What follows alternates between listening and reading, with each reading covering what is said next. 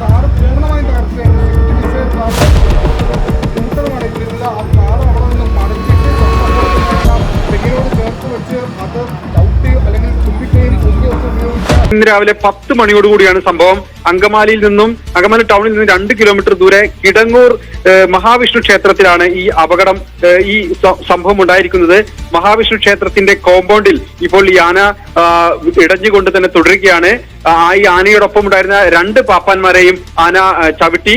അതിൽ ഒരു പാപ്പാൻ അവിടെ വെച്ച് തന്നെ കൊല്ലപ്പെട്ടു. മറ്റൊരു പാപ്പാന് ഗുരുതരമായി പരിക്കേറ്റിട്ടുണ്ട്. ഏറെ ശ്രമകരമായ ദൗത്യത്തിനൊടുവിൽ പോലീസുകാർ ഈ പരിക്കേറ്റ ഈ പാപ്പാനെ ഇപ്പോൾ ആശുപത്രിയിലേക്ക് മാറ്റിയിട്ടുണ്ട്. പ്രദേശത്തുള്ള ഒരു ഓട്ടോ, ഒരു ജനറേറ്റർ, ഒപ്പം തന്നെ ഒരു മിനി ലോറി, ഇതെല്ലാം തന്നെ ഈ ആന തകർത്തു.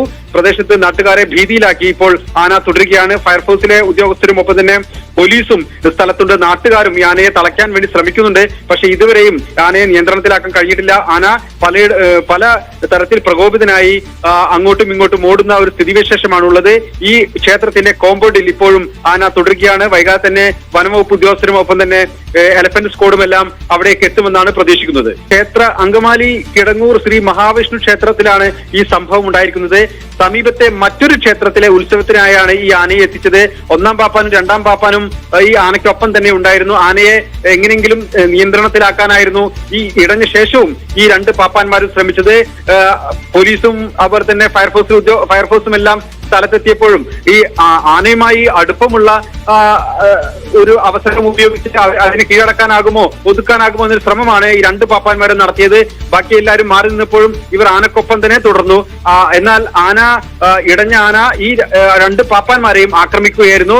വളരെ കാര്യമായ പരിക്ക് ഈ കൊല്ലപ്പെട്ട ഈ പാപ്പാന് സംഭവിച്ചിട്ടുണ്ട്. മൃതദേഹം ഏറെക്കുറെ വികൃതമായ രീതിയിലാണ്. മൃതദേഹത്തിനടുത്തേക്ക് പോലീസിനൊന്നും അടുക്കാൻ കഴിയാത്ത സ്ഥിതിവിശേഷമാണ് ഇപ്പോഴുള്ളത്.